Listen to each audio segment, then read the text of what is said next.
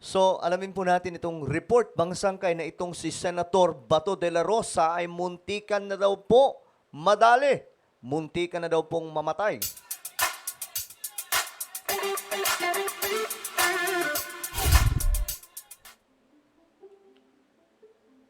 Hello, what's up guys? This is me, Sangkay Janjan, and we are back sa ating live. Hindi pala sa live, sa ating vlog. Okay, ngayon mga Sangkay, itong si Senator Bato de la Rosa ay meron pong kinumpirma ngayon. Muntikan na nga po siya mga Sangkay madali sa isang helicopter na bumagsak. Yan po yung ating pag-uusapan ngayon. Talagang sabi pa nga, may kasabihan po tayo, 'di ba? Kapag ka oras mo na talaga eh. Dito nakaligtas po ang ating senator. Anyway, bago tayo mag-umpisa, paki-subscribe po muna yung ating YouTube channel. Ayan, tayo po ay road to 2 million subscribers na. So sa mga hindi pa po dyan nakakapag-subscribe, makikita nyo po yung subscribe button sa ibaba ng video na to. I-click nyo lamang po yung subscribe, tapos i-click nyo yung bell, at i-click nyo po yung all. Sa mga nanonood naman po sa Facebook, i-follow nyo po yung ating Facebook page. Okay? Shoutout nga pala sa lahat ng mga Solid Sangkay. Mag-comment po kayo sa ibaba ng hashtag Solid Sangkay. Kasama po ang inyong mga lugar. Okay guys, eto. Nakakagulat itong balitang to na itong si Senator Bato, muntikan po. Mga Sangkay madali. Ayon po kasi dito sa report,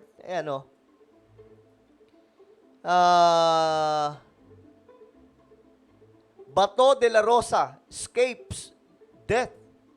Naka-iskapo daw po ang ating senador. Pero alam nyo mga Sangkay, nakakagulat po kasi itong nangyayari ngayon sa aviation na ng iba't ibang panig ng ating mundo na kung saan marami pong mga sasakyan, panghimpapawid, mga Sangkay, ang nagkakaroon ng problema. Sunod-sunod po mga Sangkay, may mga nagkakandahulog, nagbabagsakan. Di ba sa US? 2. Sunod-sunod mga Sangkay. Ngayong taon. Kaya nga, sabi ko, mukhang nakakatakot na tuloy sumakay sa mga eroplano kung ito po ang nangyayari ngayon. Di ba? Marami pong matatakot ng sumakay, mga Sangkay, kasi ang pagkakaalam po natin, ito hindi lamang po ito tungkol sa mga mampasaherong sasakyan, mga eroplano. Ito po ay pati din po sa mga chopper na ngayon napapansin po natin doon sa US, di ba? Bagamat sinasabi po nila na CIA daw po ang may pakana mga Sangkay sa nangyari pong salpukan. Pero magugulat ka rin talaga kasi sunod-sunod po ito eh.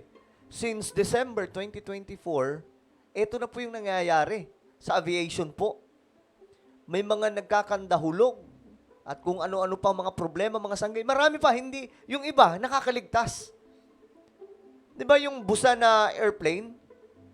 Nakakaligtas po sila, pero muntikan. Pero may iba, mga Sangkay, hindi na po nakakaligtas. Tulad nito, ayan po mga Sangkay, yung muntikan po mangyari kay Senator Bato. Ito, wala po itong halong politika, ha? Kasi baka yung iba mga Sangkay, wag po tayo mag-iisip ng kung anumang masama sa mga taong kahit pa kalaban natin sa, let's say, iba sa paniniwala, no? Iwasan po natin yon kasi masama po yung ganun, yung magwi-wish ka ng hindi maganda sa isang tao. Ngayon, sabi po dito mga Sangkay, itong si Bato, muntikan daw pong sumakay o kung sumakay siya sa chopper na yon, malamang kasama po siya dito sa binisita nila PRRD. Yan po, itong piloto mga Sangkay ng chopper, wala, hindi po talaga siya nakasurvive. Basahin po natin yung report. Kinumpirma daw po ni Senator De La Rosa na siya daw po ang huling passenger sa isang chopper na nagka-problema at nahulog nga po mga Sangkay doon sa Barangay San Miguel, Gimba, Nueva Ecija, nitong Sabado. At yun nga po ang nangyari mga Sangkay, di ba? Hindi po nakasurvive ang, makikita po natin. Ito po yun. Ito po yung chopper, oh. Wawa naman yung nangyari. Siya daw po yung huling passenger. Diyos mio, Marimar. So kung sumakay siya dito mga sangkay, tapos nangyari, nasaktuhan, na nandun siya, aba, idali. Ayan o, De La Rosa said, the female pilot was alone when she was heading back after dropping him off and two security aides in Baguio City. Siya lang daw po mag-isa mga sangkay itong piloto. The senator had an engagement in Baguio and then traveled by land. Papunta daw po sa Pangasinan para po sa isang founding anniversary sa isang town doon. Sabi po niya, he did not notice any engine problems and that the weather was good.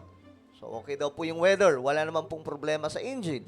Wala po siyang napansin na kakaiba mga sangkay. Sabi niya dito, pinick up nila ako doon sa Imus, Cavite. Hindi naman nagpatay ng makina doon. Umaandar naman ang makina. Saka very smooth man yung flight namin on going to Baguio. Napaka-smooth. At masaya kami doon sa flight. Wala akong naramdaman na anything na unusual. Grabe, no? Kaya pagka oras mo talaga, oras mo na eh. Kakalain mo kung nagkataon, kasi siya daw po yung huling pasahero ng chopper na ito. Kung nagkataon na nandun siya, didali. Wala na po tayo ngayong Senator Bato de la Rosa.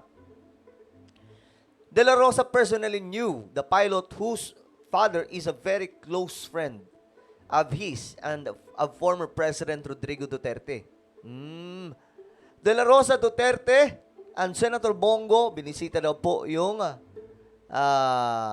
yung piloto na nadali.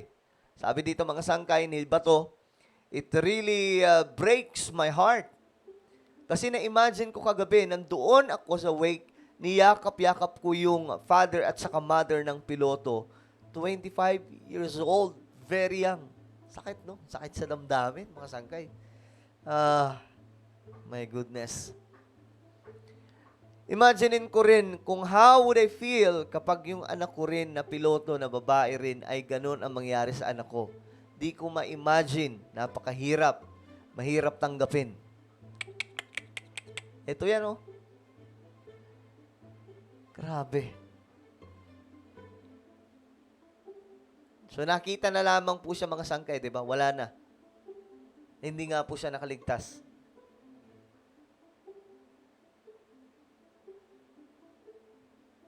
Grabe to. Kaya tayo, sabi ko lagi sa inyo, mga sangkay, mag-pray po tayo lagi every time na may biyahe. Kung saan man kayo pupunta, magdadrive, sasakay ng eroplano, please, mag-pray po talaga. Kasi hindi po tayo sigurado sa magiging ganap sa araw. Okay? Lagi po talaga manalangin. Alright, so nakikirami po tayo sa pamilya ng pilotong ito. Kalungkot yung pangyayari. Alam nyo kung si Bato de la Rosa sumakay dito, wala na pong Senator Bato de la Rosa mga sangkay ngayon.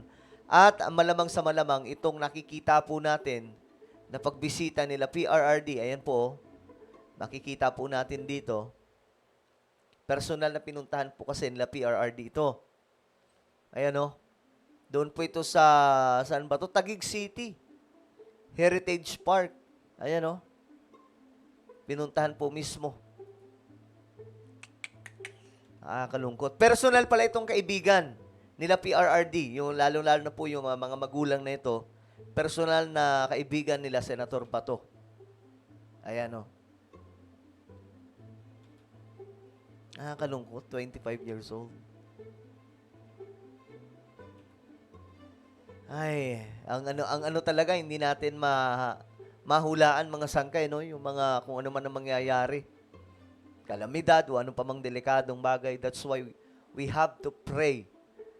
Kahit saan ka pupunta, sasakay ng eroplano o kung ano man ang gagawin mo, basta lalabas ka ng pintuan ng tahanan mo at may gagawin ka kung saan ka man pupunta, manalangin ka dahil hindi po natin hawak yung mga mangyayari sa daan.